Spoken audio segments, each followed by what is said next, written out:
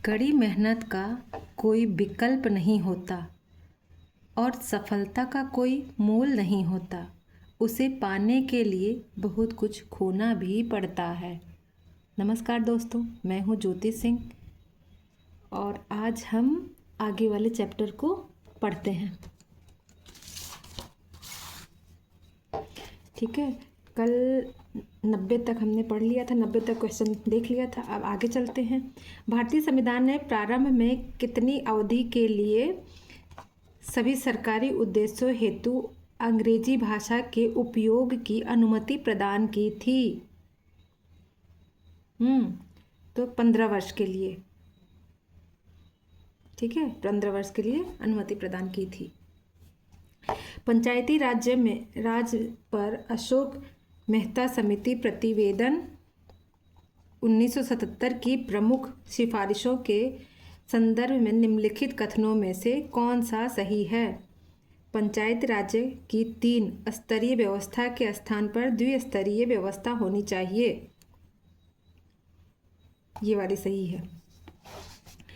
सर्वोच्च न्यायालय के एक न्यायाधीश का त्यागपत्र संबोधित होता है किसके द्वारा? राष्ट्रपति को। उनको संबोधित किया जाता है, राष्ट्रपति को संबोधित किया जाता है।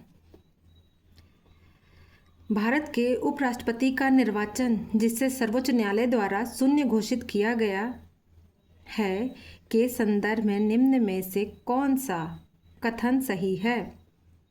उपराष्ट्रपति के रूप में इस प्रकार की घोषणा से पूर्व उसके द्वारा किए गए कार्यविधि मान्य होते हैं। ये सही है।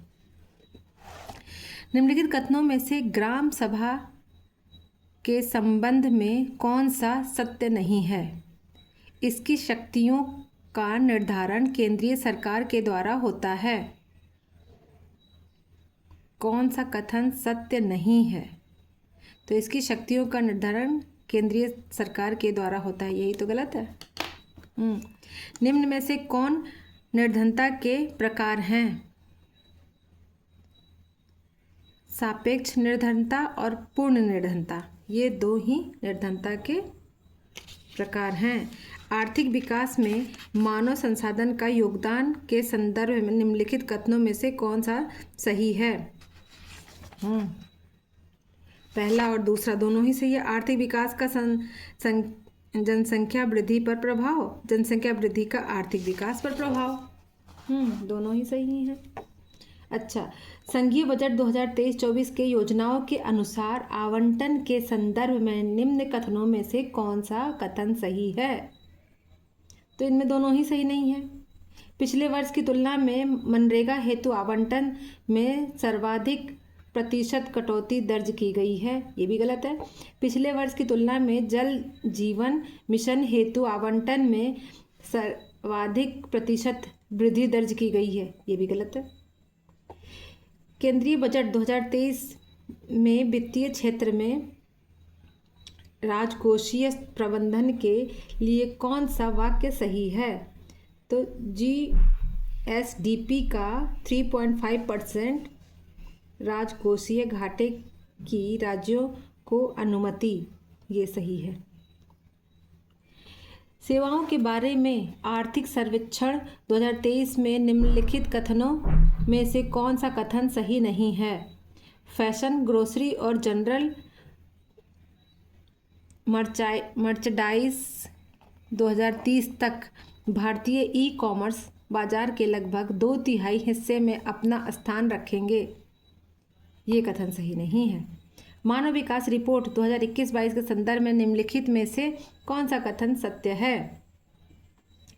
मानव विकास सूचकांक में भारत की श्रेणी 2020 के 2030 से 2022 से 132 तक गिर गई है। मतलब मानव विकास सूचकांक में भारत की श्रेणी 2020 के 130 से 2022 में 132 तक गिर गई है। अच्छा, केंद्रीय बजट 2023-24 में कुल परिव्यय में निम्नलिखित में से कौन सा कथन सही नहीं है? सब्सिडी 9%, ये सही नहीं है। सूची को 1 को सूची 2 से सम्मिलित कीजिए तथा नीचे दिए गए कूट का प्रयोग करते हुए सही उत्तर चुनिए। उपयुक्त संख्या सिद्धांत, इसका होगा एडविन केनन। सामाजिक अपसमायोजन, इसका होगा हेनरी जॉर्ज। फिर जनसंख्या संक्रमण सिद्धांत, थॉम्पसन। जनसंख्या खाद्यान्न आपूर्ति सिद्धांत, इसका होगा माल्थस। ठीक है। निम्नलिखित में से कौन एक केंद्रीय बजट विभाग 2023-24 अनुमानित आवंटित राशि सही सम्मिलित है? स्वास्थ्य मंत्रालय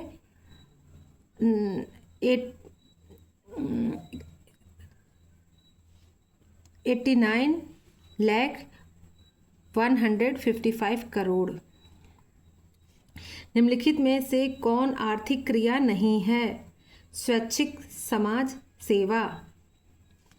निम्नलिखित में से कौन एक योजना वर्ष सही सम्मिलित नहीं है?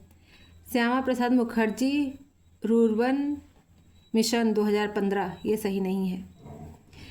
संसाधनों के उपयोग तथा भविष्य के लिए उनके संरक्षण की आवश्यकता को संतुलित करने को हम क्या कहते हैं? सतत विकास कहते हैं। निम्नलिखित में से कौन सा जननी सुरक्षा योजना का प्रमुख उद्देश्य है?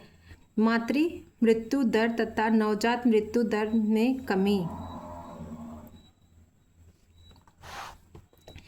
पीएम गति शक्ति योजना के संदर्भ में निम्नलिखित में से कौन सा कथन सही है? तो ये वाला सही है। राष्ट्रीय अवसंरचना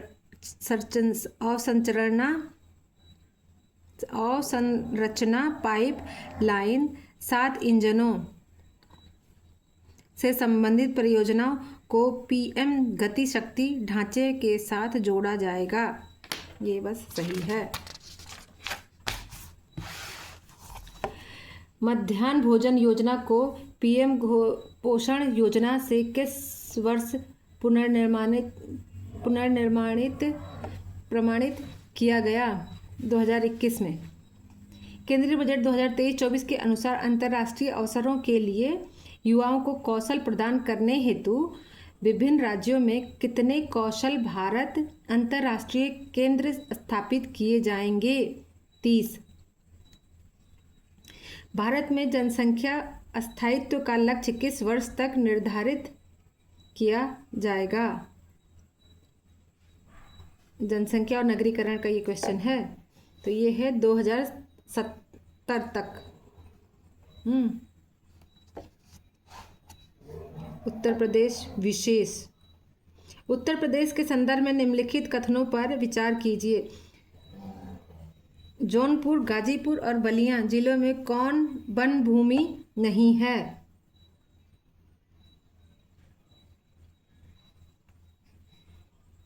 नहीं है। नीचे दिए कूट में सही उत्तर, मतलब दूसरा ही सही है, पहला गलत है। उत्तर प्रदेश के निम्नलिखित शहरों में से कौन सा शहर भारत की अध्यक्षता के दौरान G20 के 200 सत्रों में से 11 बैठकों के लिए स्थल के रूप में शामिल नहीं है? कानपुर। G20 में 20 सत्रों में ये 200 सत्रों में ये शामिल नहीं है। 1857 के बरेली उत्तर प्रदेश में क्रांति के नेता कौन थे? खान बहादुर खान। निम्नलिखित में से कौन सा कार्यक्रम केंद्रीय सरकार का कार्यक्रम नहीं है और यह उत्तर प्रदेश सरकार की योजना है? गंगा एक्सप्रेसवे। निम्नलिखित में से कौन सी योजना उत्तर प्रदेश से संबंधित है? अनूठी उपहार योजना, ये उत्तर प्रदेश से संबंधित है। चंद्रप्रभा वन्य जीव अभयारण्य उत्तर प्रदेश के किस जनपद में स्थित है? चंदौली। चंदौली में स्थित है। राष्ट्रीय एवं अंतर्राष्ट्रीय घटनाक्रम विविध, राष्ट्रीय और अंतर्राष्ट्रीय दोनों का घटनाक्रम है। 2022-23 के लिए गरीबी उन्मूलन हेतु अंतर्राष्ट्रीय दिवस का विषय क्या है? व्यवहार में सभी के लिए गरिमा। व्यवहार में सभी के लिए गरिमा। निम्नलिखित में से किसे जनवरी 2023 में न्यूयॉर्क के प्रधानमंत्री के रूप में चुना गया है? Chris Hipkins. क्रिस हिपकिंस को चुना गया है। फरवरी 2023 में भारत के सबसे बड़े हेलीकॉप्टर निर्माण संयंत्र के उद्घाटन निम्नलिखित में से किस स्थान पर हुआ? तुमकुर, कर्नाटक। तुमकुर, कर्नाटक में हुआ था। निम्नलिखित में से कौन सही सुमेलित नहीं है? गंगाबाई, गणेश देव लीला, ये सही नहीं है और सारे सही हैं। दयाबाई, विनय मल्लिका, सहजोबाई, सहज प्रकाश, सोन कुमारी, स्वर्ण बेली की कविता, गंगाबाई, गणेश देव लीला, ये सही नहीं। गंगाबाई, गणेश देव लीला, ये सही नहीं है।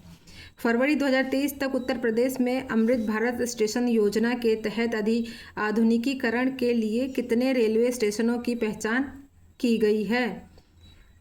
149 रेलवे स्टेशनों की पहचान की गई है आधुनिकीकरण के लिए। नीचे दो कथन है जिनमें से एक को अभिकथन ए और दूसरे को कारण आर कहा गया है। अभिकथन, फरवरी 2023 में 12 चीतों को दक्षिण अफ्रीका से भारत लाया गया है। कारण आर, चीतों की आबादी को सुधारना भारत की प्राथमिकता है। ए और आर दोनों सत्य हैं और आर ए की सही व्याख्या करता है। डेक्कन विश्वविद्यालय के संदर्भ में निम्नलिखित कथनों में से कौन सा सही है? यह एक स्वतंत्र परिसर के माध्यम से भारत में प्रवेश करने वाला पहला विदेशी विश्वविद्यालय है। भारत के G20 प्रतीक चिन्ह के संदर्भ में निम्नलिखित कथनों में से कौन सा सही है? तो दोनों सही है। प्रतीक चिन्ह में 7 पंखुड़ियों वाला कमल, दूसरे में प्रतीक चिन्ह को की 7 पंखुड़ियाँ 7 महाद्वीपों का प्रतिनिधित्व करती हैं। ये दोनों ही सही हैं। दिसंबर 2022 के न्यूजीलैंड में अगली पीढ़ी के लिए धूम्रपान पर प्रतिबंध लगाने वाला विश्व का पहला कानून पारित किया। न्यूजीलैंड का लक्ष्य डैश तक धूम्रपान मुक्त होना है। 2025 तक धूम्रपान मुक्त होना है।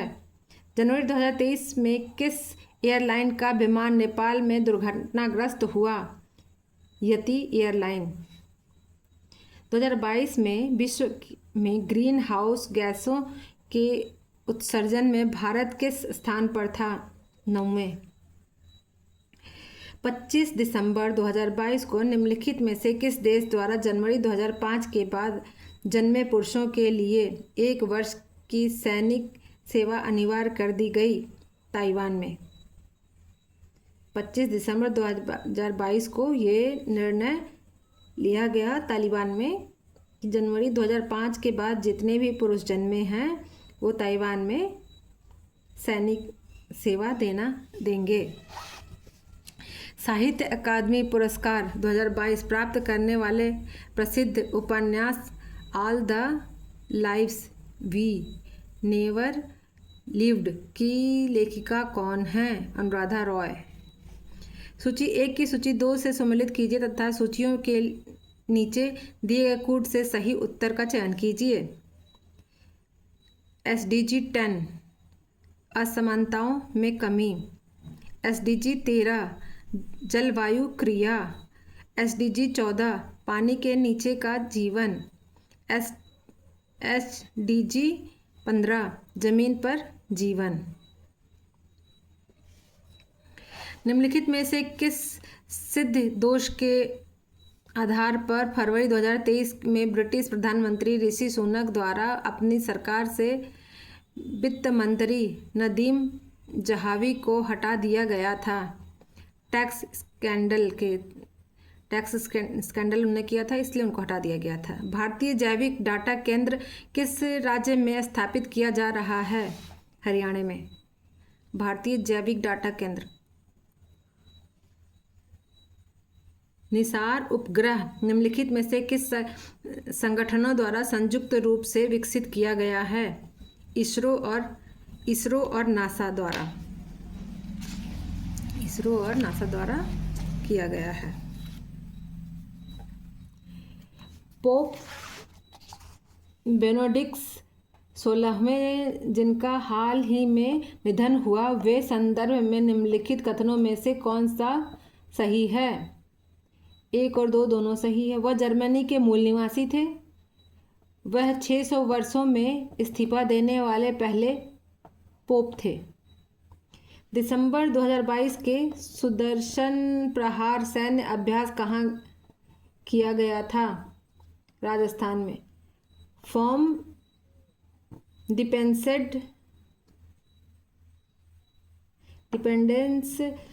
टू सेल्फ रिलायंस पुस्तक के लेखक हैं बिमल जालान।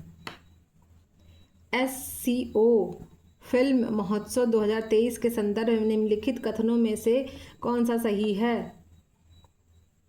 1 और 2 दोनों सही है। संघीय सहयोग संगठन की भारत की अध्यक्षता के दौरान SCO फिल्म महोत्सव आयोजित किया जा रहा है। SCO फिल्म महोत्सव में SCO देशों की फिल्में दिखाई जाएंगी। ये दोनों ही सही हैं। दिसंबर 2022 में जारी सामाजिक प्रगति सूचकांक के अनुसार टियर 1 में निम्नलिखित में से कौन अति उच्च सामाजिक प्रगति में शीर्ष 3 स्थानों पर हैं? पुडुचेरी, लक्षद्वीप और गोवा। ये तीनों बहुत ऊंचे शीर्ष पर हैं। चलिए दोस्तों, अभी यहीं तक करते हैं, फिर कल पढ़ेंगे क्योंकि नींद आने लगती है। बाय।